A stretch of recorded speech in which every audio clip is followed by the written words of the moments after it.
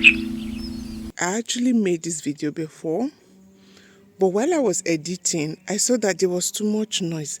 Now again, this is the second time. I thought to redo this, yet you can hear the noise again. So I thought to just quickly show you guys this gorgeousness. I got this like last year or last 2 years, but this is the very first time I'm showing this to you guys. So this is mimosa plant. Take a look at this. They are so...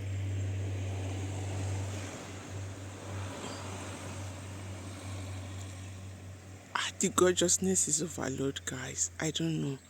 You guys. It makes this fluffy yellow, like pom-pom like flowers. They're really very gorgeous. This is what we celebrate International Women's Day with in Italy. In Italy, we celebrate International Women's Day with these mimosa flowers. So every year, hubby always brings me a bouquet of this flower. So I thought to just, go to a nursery and get the plant and bring it here. So when they need to serve themselves, when it's time, they can actually come here and serve themselves. And this is amazing, guys. Let me tell you guys the story behind this. When I went to get this plant was dying. It was looking very, very sick. I didn't expect, or I never expect this was going to turn out this beautiful. Look how healthy this plant turned out. If I knew, I would have showed you guys the plant when I just got it, but I didn't. God, this is so beautiful. I love it. The sun is out today. Actually, today is on the 2nd of March, and the kids left for vacation or for excursion this morning. I don't know how I feel, guys. Like, I already made a little clip for you guys to explain that the kids are going on excursion, but they left this morning and I miss them already. But though I'm worried, it's normal for a parent to worry small, but what I normally do is just leave them in the hands of God, because before I became their parents, God was already their parents. Okay, so I love to use that theory or that logic. Just tell God that they are yours before you gave them to me. Look at it. Can you hear the birds? That's so cute, guys. Oh my goodness. This is one of the beauty of living in places like this. The quietness and the company of the birds. That is amazing. Anyways, I thought to show you guys this plant. This is so beautiful. I love it when I get plants and they live, they survive. Because this plant was dying. Actually, it was going for $25, but because the plant was looking very, very sick and looks like it was going to die, the lady gave me a discount, because normally when I'm going to get a plant, I love the plant to be healthy. But on this fateful day, this was the only plant, the only mimosa plant they had at the nursery, because I've been saying to myself for a while that I needed a mimosa plant in this garden. Okay, I have collections of beautiful, gorgeous flowers in my garden. I love flowers. I love plants a lot. So on this fateful day, I went to this nursery because I was in search of a mimosa plant. Getting there, I saw this little poor plant that was looking so sick. It was not healthy at all. The normal me will go to another nursery to see if they have same plant, okay?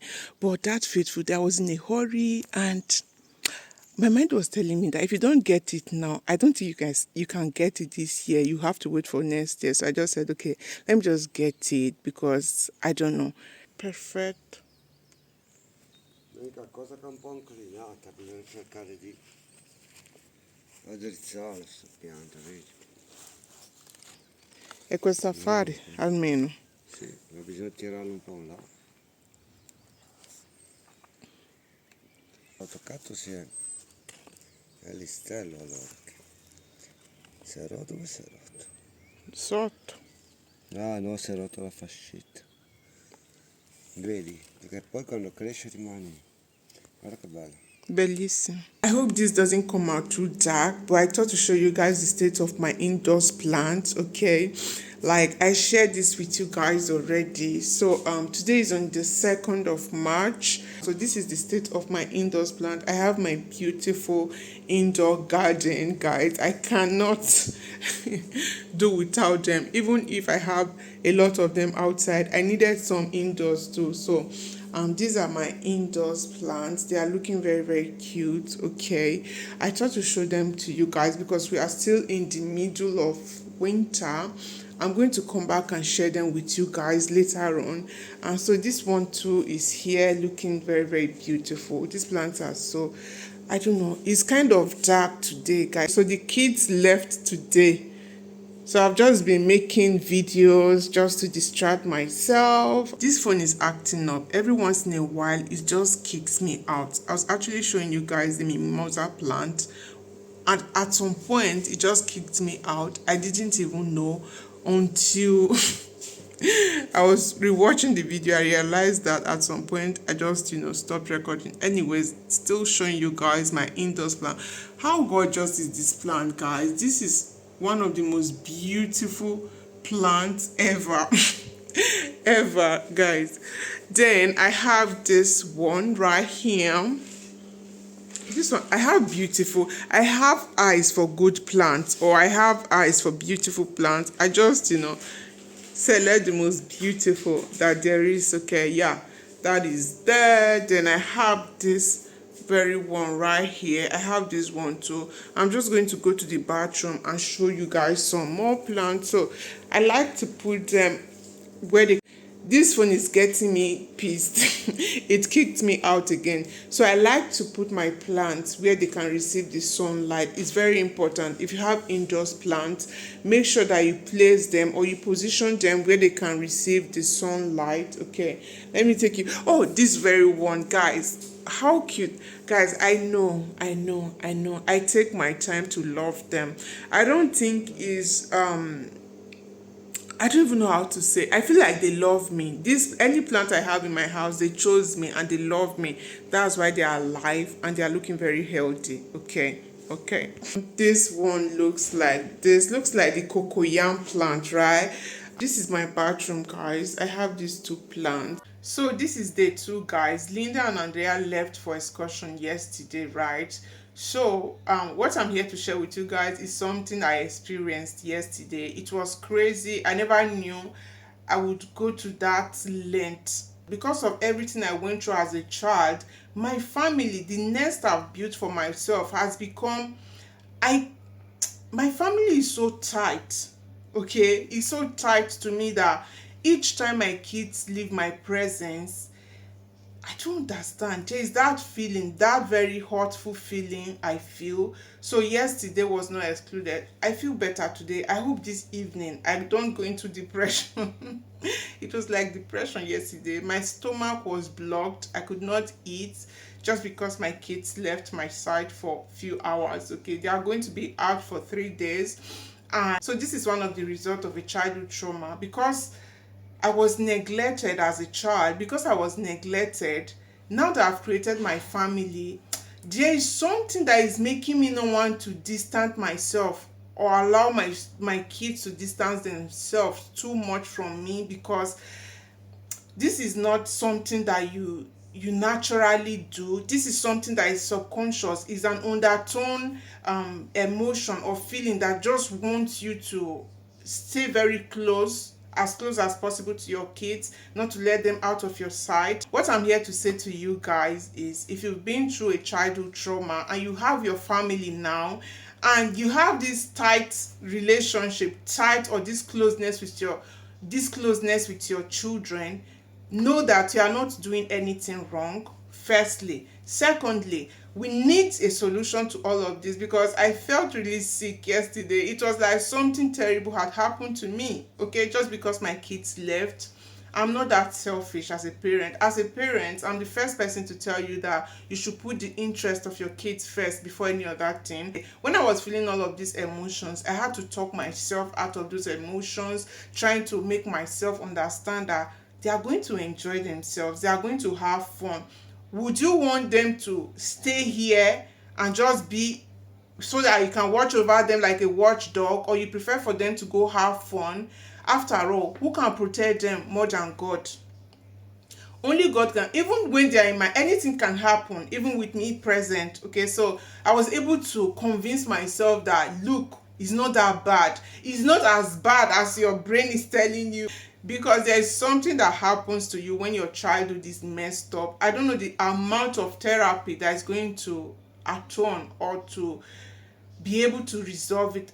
Therapy is a lifelong something. Therapy is something that you're going to do for the rest of your life. That's why I'm an advocate for the foundation of a child. I love that. Dedicate, do your best. Let it be known. Let posterity judge you that you did your best to nurture, to cater, to care, to be by your kid's side. Okay, so there was a time my daughter actually insisted so much that she needed to go sleep in at her friend's place. That was such a difficult decision for me to make at that time.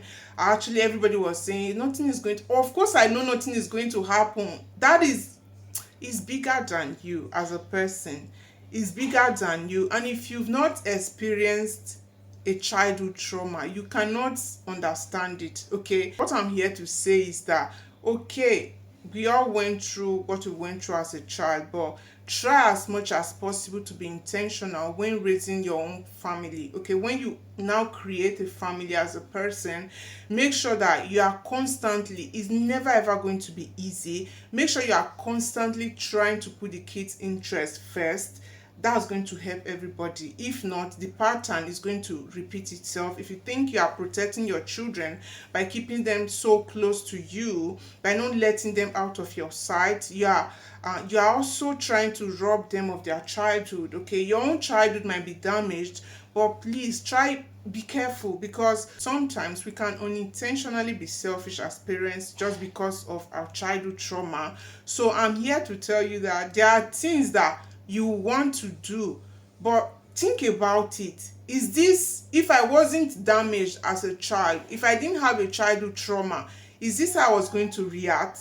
Okay, so you should try and weigh those options before you make some decisions. Okay, I want my kids to have the best childhood experience of their life. I want them to be happy. I want them to be free. But because of how I grew up as a child, I'm kind of overprotective. So what I'm doing now is trying to let them out of my sight more. It's terrible to the extent that when I went to have Andrea at the hospital, I was at the hospital bed with pain, in labor, and I was still thinking about Linda. I was saying, oh my God, she's out of my sight. Just take a minute to imagine that. Just take a minute to imagine that. I was so worried. Even when I went to have Michael at the hospital, I was still worried. As in, is, let me not say it's not like I cannot trust people. I cannot trust people with my kids. It's not like I'm intentionally not wanting to trust people. It's just where I'm coming from. But I'm working on it. I'm trying as much as possible. What I concluded yesterday, like I was saying, so yesterday I could not eat. I was so sad. I was feeling sick. It was horrible, guys. It was, so I ran to that famous song that I was telling you guys. I sang, as in, I was just playing gospel song all throughout the evening yesterday, just to try and distract myself, just to, so after that, I just sat myself down. It's good to have a good conversation with yourself. I said, I love my kids very, very much. They are the apple of my eyes. But before they became the apple of my eyes, they were first the apple of God's eyes. God loved them. No matter how much I think I love my kids, God loves them even more. So when they're out of my sight, what I used to console myself is that, can you love them better than God can? If you are like me and you're in a situation where your kids inevitably needs to go on an excursion like mine are going for, an, I'm not saying don't leave them with any family member. Um I'm not going to advise you to leave your children with any family member. No, I don't care who the person is. Do not leave your children with any family member. If you want to do it, that's you. Okay, that will not come from me. Okay, I will not say that to anybody, to leave their children with any family member. But in a situation where they want to go on excursion, they want to go for fun trips, or they want to go, I don't know, they just want to leave, okay, not alone, but maybe a group excursion with the school or stuff like that. Of course, yeah, what you need to do is, if you are a Christian, commit them into the hands of God, because before they became your children, they were God's children and still are, and they will still be after. So no matter how much you think you love your children, God love them more. Okay, so when you are anxious about leaving them, or maybe you yourself want to travel, you want to leave your kids alone, and you want to travel and you are anxious, because I'm saying this to anybody that might have gone through a childhood trauma, whether you are healing, you've healed, you've not started your healing. This is from me to you. I'm just saying, trust that everything is going to be fine. It's okay for fear to come in. It's okay for fear to creep in. It's okay to be uncertain. It's okay to say, okay, no, I cannot. No, please. It's time to start, stepping back little by little. That is healing. What happened to me yesterday made me realize that, okay, though I'm healing, but there are still things that I still need to deal with. This is not a one-day thing. It's not a 1 month thing. There is no time bracket for healing. Okay, there's no time bracket for healing. It's a constant and a continuous journey. Okay, it might even be a lifelong healing journey. So what I'm saying is, when you notice some behaviors, make sure to adjust appropriately. Okay, because your childhood might have gone the way it went, but you are raising another generation. What's your plan for the next generation? What's your plan for the future generation? Are you going to repeat? It might not be similar to what you went through, but do you want to repeat a distorted childhood? No, you want a perfect childhood. So you have to constantly adjust your mentality, adjust your mindset, adjust in every way, shape, form possible, because you are trying to not repeat patterns. You are trying to not repeat a damaged childhood. Okay, so make sure that you are trying to allow the kids to be free. Okay, my kids go to playground, they go out with friends, but I don't allow them sleep out like that. Because this was an excursion, it was inevitable. I didn't have options. I actually had options. I told Obi, no, let's not send them. Obi said, no, they are going to have fun. That was as in last year. He said, no, let's send them. They are going to have fun. I said, okay. But towards the ending, I started agreeing that they should go, because obviously we've sent them other years. I've not felt this bad. Yesterday was horrible. It was so horrible.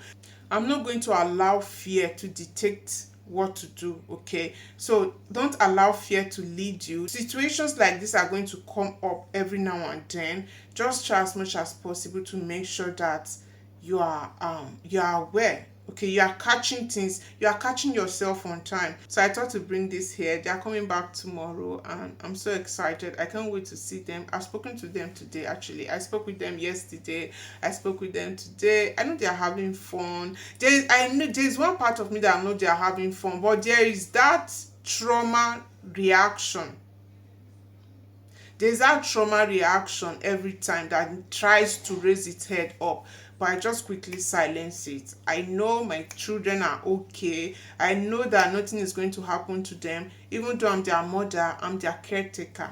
God is the ultimate father and mother of everybody. Okay, so yeah, that was what I thought to come and share with you guys.